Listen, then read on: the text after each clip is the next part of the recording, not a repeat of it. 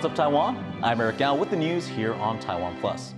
A new report from the Defense Ministry says Taiwan has put billions of dollars into weapons from the U.S. that haven't arrived yet.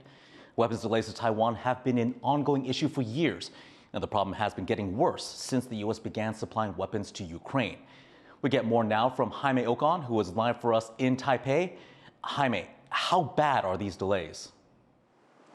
Well, this report is revealing that there's still over $19 billion worth of U.S. weapons that haven't been delivered to Taiwan, and some of those weapons deals go as far back as 2019. Now, some key context here is that the United States is Taiwan's largest, if not its only provider of weapons and defense equipment, and Taiwan needs those weapons to defend against China, which is threatening to invade the country to bring it under its control.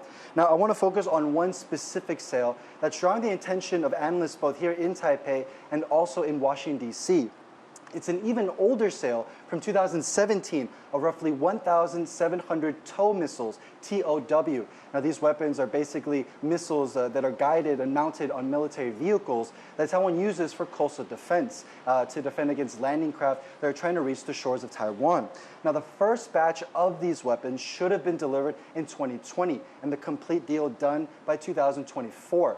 But this report is now revealing that Taiwan so far has received 0 of these weapons. And speaking to an analyst earlier, he says it's a sign of strain within the U.S. defense industry. But to have nothing this far after for such a simple capability, I think is really damning on the U.S. defense industrial base. I think it's really damning on the attention that is given to Taiwan, and it shows a real mismatch between American rhetoric and actual prioritization. There are concerns here from the military that the longer Taiwan waits for these U.S. weapons, the more vulnerable it becomes. And so Taiwan is also focusing on boosting its domestic defense industry to kind of bridge that gap and fill that delay. But both options take a considerable amount of time. And that's something that Taiwan doesn't want to waste, given the fact that it faces such a huge threat from across the Taiwan Strait. Thank you, Jaime. Hopefully that backlog gets cleared soon. That's Jaime Ocon reporting for us live from Taipei. We'll have more on the U.S. weapons delays later on TaiwanPlus News. Taiwan's President Lai Ching-te has featured on the cover of Time magazine with his first interview since taking office in May. In that interview, Lai reiterated his inaugural comments, saying that Taiwan and China are not subordinate to each other. He called on all nations to respect the sovereignty of the Taiwanese people while encouraging dialogue, trade, and educational exchanges with Beijing. A change of guard at the U.S.'s de facto embassy in Taiwan. Sandra Xiaoliuqiu, the director of the American Institute of Taiwan, is wrapping up her 3-year stint at the end of this month. And as she reflects on her time here, she says the U.S.-Taiwan relationship is better than it's ever been. Joyce Sung was there. The de facto U.S. embassy here in Taiwan is saying goodbye to its director. Career diplomat Sandra Xiaoliuqiu is wrapping up her 3-year term as the head of the American Institute in Taiwan, or AIT. And in her parting message, she said that amid stiff U.S.-China competition, the U.S. will always stand up for its partners, including Taiwan. Under her term, China's military pressure on Taiwan has intensified over its rejection of Taiwanese self-rule. Xiaoliuqiu stressed that bolstering Taiwan's self-defense is an AIT priority. And addressing delays in U.S. weapon sales to Taiwan, Xiaoliuqiu said some relief from pandemic-related production disruptions is expected. Production of U.S. arms and other military equipment were severely affected during the pandemic by supply chain problems. Those are now unwinding. We look forward to the delivery of the military capabilities that Taiwan has purchased over the past several years. Xiaoliuqiu also pointed to efforts to bring Taiwan and the U.S. closer in economic trade, especially in high-tech, attention to cybersecurity, and also fostering people-to-people ties, like encouraging and supporting American students in Taiwan. And this is all to keep building on shared values. Reflecting back on her first time living in Taiwan, which was back in the 90s when she began her career as the youngest official at AIT, Xiaoliuqiu said Taiwan's democratic transformation is really a model for the region. And Outkirk was optimistic that this leadership will continue in the future. She said that the regional landscape today is much more complex than before, but that the U.S. and Taiwan relationship remains strong to ensure stability in this key region. Alex Chen and Joyce Sun in Taipei for TaiwanPlus. U.S. President Joe Biden and his Ukrainian counterpart, Volodymyr Zelensky, have signed a 10-year security deal designed to shore up Ukraine's defenses against Russia. Our goal is to strengthen Ukraine's credible defense and deterrence capabilities for the long term. A lasting peace for Ukraine must be underwritten by Ukraine's own ability to defend itself now and to deter future aggression anytime in the future.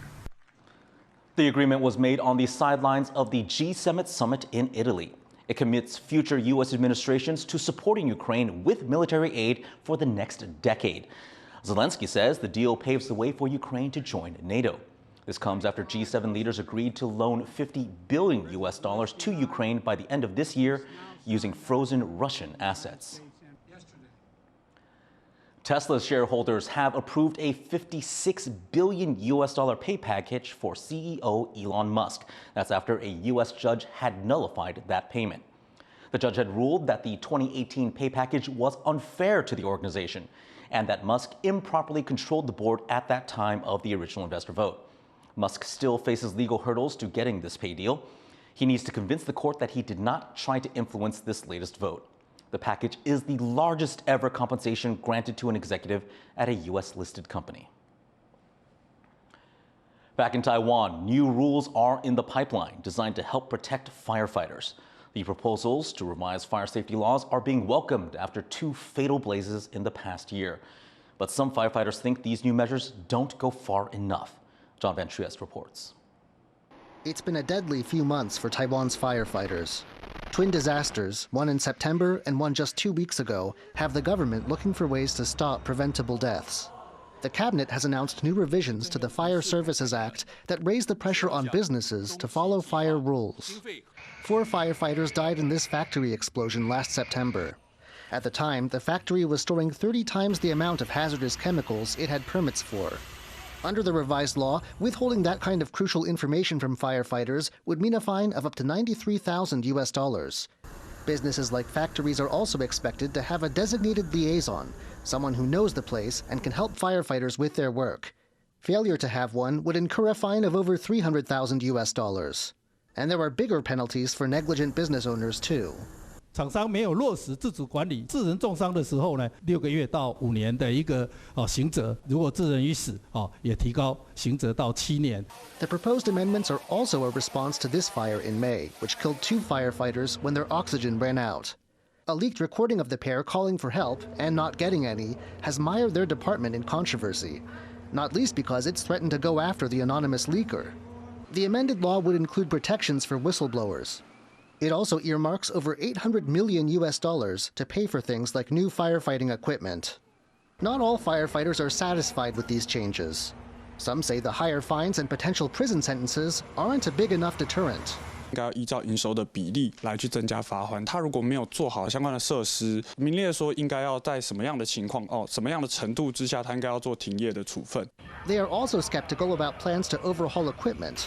They say the government's plan amounts to a one-time handout, and that fire departments should be able to replace equipment whenever it's needed through a regular system. Though the changes have some of what firefighters have been calling for in recent months, officials and first responders are still finding themselves at odds. Klein Wang and John Van Trieste for TaiwanPlus.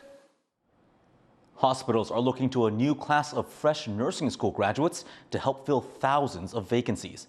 But nurses groups say more incentives are needed as wait times grow, bed numbers shrink, and nurses, fed up with it all, leave the profession. John Van Trieste has this story as well. Ms. Zhao has been in the emergency room since the morning with a suspected kidney infection. If her wait time is anything like normal in Taiwan these days, it could be up to 3 days before she gets a proper hospital bed. And if she needs surgery, she may have to wait another 2 weeks. The long wait times are down to a major shortage of nurses.